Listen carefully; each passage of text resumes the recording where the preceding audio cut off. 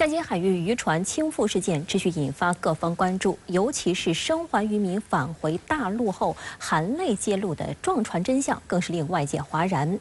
那么，管先生，您对此有何观察呢？好的，主持人。那么让各界哗然并且出离愤怒的是，如果不是这两位生还渔民对着央视的镜头含泪揭露真相的话，那么台当局、海巡部门以及主官颠倒黑白、刻意瞒报的恶行还将会延续。那么这是在粗暴践踏无辜渔民的生命之后，再度践踏大陆渔民的尊严与公平正义，那么制造二次伤害。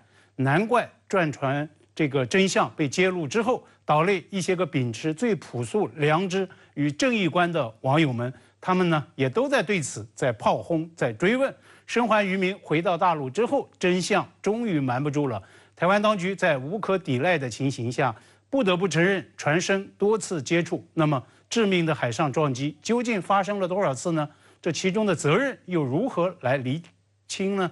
谁应该为海上的惨剧来担责？如何问责？那么到底有没有所谓的执法录像？如果有，何时公布？如果没有，那么因何会缺失呢？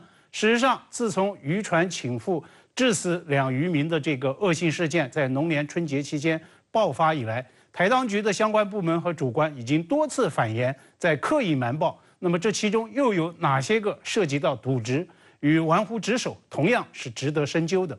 当然了，在台湾当局完整交代这一连串的严肃追问之前，当务之急，正如国台办发言人昨天再次回应强调的，无疑是要善后惨剧，满足遇难者家属的合理诉求，郑重向遇难者家属来道歉，并且要做出必要而且是合理的赔偿。人命关天，公布真相天经地义，而遇难者及其家属，他们呢正是这一起海上惨剧的最大的受害者。遇难者的亲属至今尚还没有同意遗体火化，拒绝出席金门方面按照传统习俗来组织的祭奠仪式，这本身就已经表明了立场和态度。今天呢，台湾海巡之友总会秘书长前往泉州慰问大陆渔民的亲属，有台媒就报道称说，期待探访有助事件圆满落幕。我对这个提法是严重不认同的，根本缺乏人文关怀与生命敬畏，人都没了，何来圆满呢？更何况台湾官方至今还在回避真相，还在各种卸责与玩忽职守。有台湾媒体警告，蔡当局对大陆渔船倾覆事件的处理荒腔走板，长远后果将由赖当局直接承担。您对此又怎么看呢？我注意到台当局相关部门暴力执法、草菅人命，已经引爆两岸民意，持续推高事态，长达1周之久。目前呢，赖清德以民进党主席的身份表达了所谓3点态度，也就是妥善处理、坚定执法，避免再发生。但是正如岛内媒体所犀利抨击的，从赖清德的这3点表态里呢，根本感受不到对人命的关怀，也看不出对两岸民众权益的关照，更加找不到对两岸关系的长远思考。那么这3点态度哪一点都立不住。所谓妥善处理，首先呢就应该处理台湾海巡部门主官管碧玲他的反言与诚信问题。正如联合报的今天评论所指出的，管碧玲1周以来的公开讲话，不是在遮掩糊弄，就是在避重就轻。所谓妥善处理，那么到底又从何谈起呢？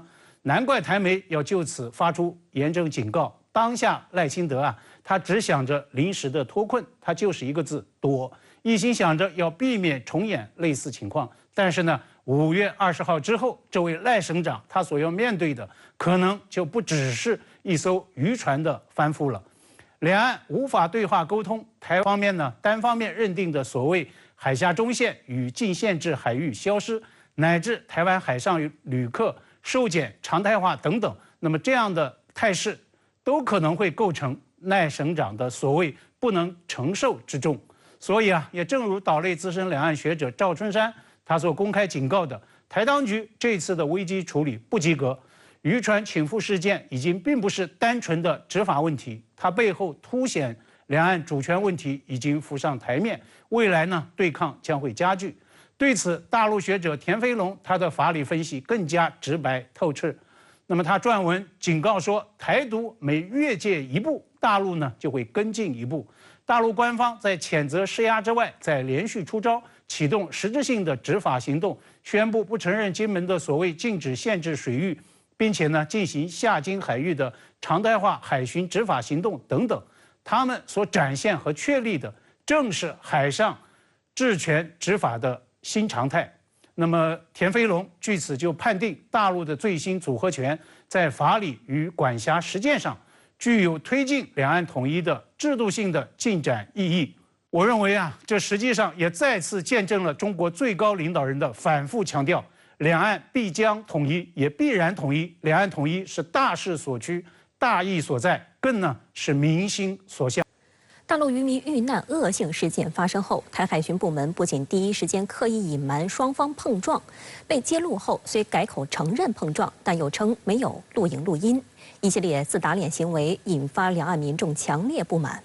21号，国台办发言人朱凤莲表示，我们强烈谴责台方漠视生命、暴力执法，有刻意隐瞒事实真相的恶劣做法，并对台方事后种种毫无人性的冷漠言行表示强烈愤慨。大陆渔船在下金海域翻覆事件，2名生还渔工徐仲安与王元祥经金门地检署以证人身份完成问讯后，20号下午经小三通返回厦门，并接受了媒体访问。央视旗下新媒体玉渊谈天在21号下午发布题为《生还渔民揭露台粗暴对待大陆渔船真相》的视频，其中一名渔民揭露，当天台湾海巡部门的船只在执法过程中与他们的船发生碰撞，这才是导致悲剧的根本原因。我们自己船怎么可能翻掉？要开几张，万一转不翻不掉，要撞回才会翻掉了啊！冲一下把我们顶翻掉了，我们就钻到水里面跑出来，4个人只有2个上岸。事发后，台当局海巡部门的新闻稿避重就轻，声称是大陆快艇拒检蛇行才导致翻覆，只字未提碰撞2字。直到金门地检署20号晚间经过调查后发现，在追逐时双方船身发生多次接触，谎言被揭穿后，台湾海巡部门才发新闻稿改口承认了碰撞。说谎被抓现行后，台海洋事务主管机构负责人管碧玲的狡辩更是进一步引爆两岸民众怒火。管碧玲声称，他在社交媒体提到过，这起案件受到第三人责任险保障，那就代表有碰撞，大家可以去推理。他甚至将责任丢给媒体，称因为没有媒体询问，所以才会产生了误解，引发舆论哗然。第三人责任险在大陆称作第三者责任险，简称三责险，是一种商业保险，主要赔偿被保险机动车在发生意外事故时对第三方造成的人身伤亡或财产损失。一般购买过机动车保险的民众才对此有一定的了解。而在海上保险中，三责险是指由于被保险人的侵权行为、法律责任等造成的第三者伤亡或财产损失的责任。很明显，第三人责任险和发生碰撞之间并没有直接联系。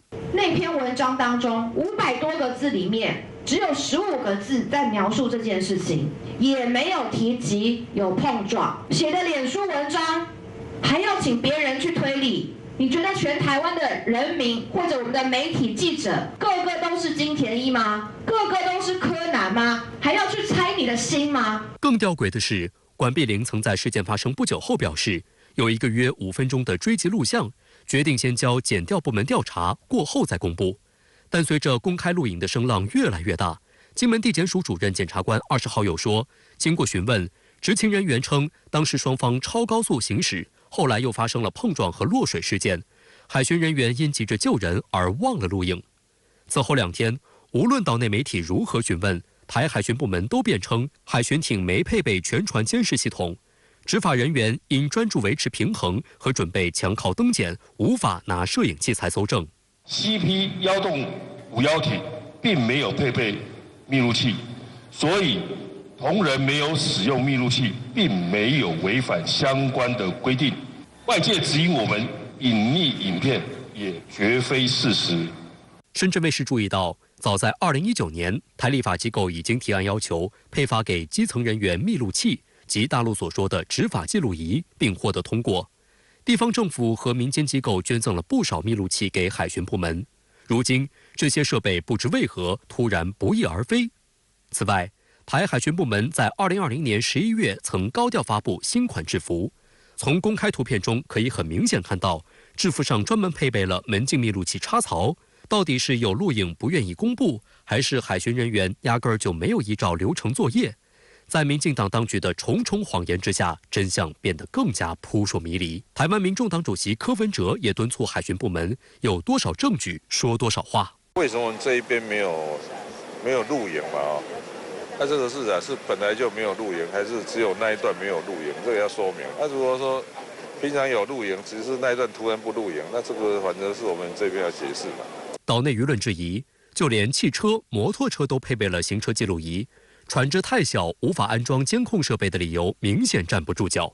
此外，台海巡部门曾多次刊发录影录音，以显示执法公正。为何到了这起重大事件时，却一点影像资料都没有？我们过去在这个跑新闻、做新闻的时候，海巡人员最常做什么事情？就是搜查有没有走失物品嘛。是。那其实怎么样？你搜查走失物品都有画面。对。哦，旁边都有录影搜证。那海巡人员弟兄身上都有佩戴这个密录器，为什么这么大条的事情身上没有半个画面？到底是预算不足，还是认为说，不要每个人都有？那出去执行任务的时候去做支援。那这一次为什么没带？是我个人觉得可能要去调查。台湾联合报对此表示，台海巡部门第一时间的不诚实，已让自己陷入百口莫辩窘境。台湾地区前明代郭正亮注意到，随着当局不断狡辩，涉嫌隐瞒真相，并且大放厥词，声称过错在陆方，国台办的新闻稿措辞也愈发严厉。郭正亮进一步指，其实“蛇行”二字已经暴露了台海巡部门存在不当做法。他加速直线离开不是更快？为什么要蛇行呢？对，所以合理的推论是你威胁你要打他嘛。哦，他躲避，他要躲避嘛，不然为什么他要蛇行呢？我相信他的广播一定会讲话。他说：“给我停下来，接下来不然你要做什么事？”对，那结果他紧张嘛，他就开始躲避嘛。这个是一个合理的推论嘛。所以为什么他不敢公布录影带嘛？因为录影带里面有声音呢。他说他没有拍，你相信吗？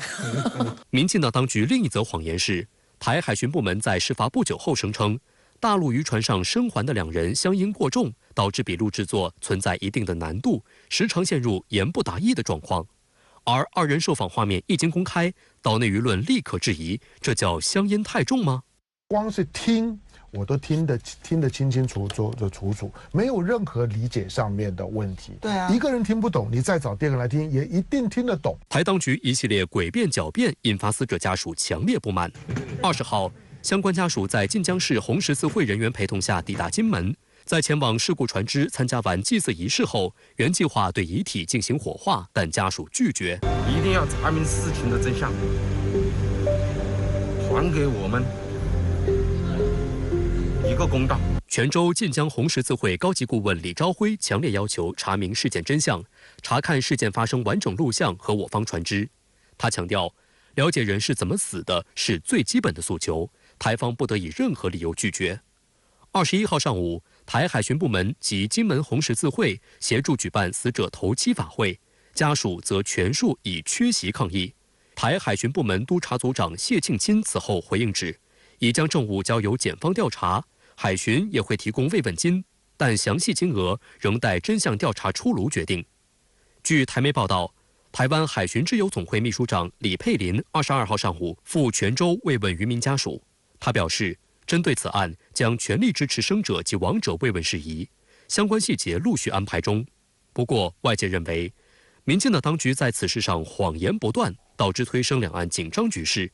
如果要事态全面平息，民间机构的努力还远远不够。时事评论员杨玉胜向深圳卫视表示，距离赖清德5月20号正式上任还有一段时间，下金海域就发生如此紧张的事件，未来局势将如何发展，仍有待观察。要有可信的这样的一个调查的报告，那还有一个我个人公开的态度，那还有可能相对公正的第三方，那也适度该做的道歉与赔偿，这是个过程。但是要说很快的落幕，至少到现在我还看不到它事件暂时会落幕的这个迹象。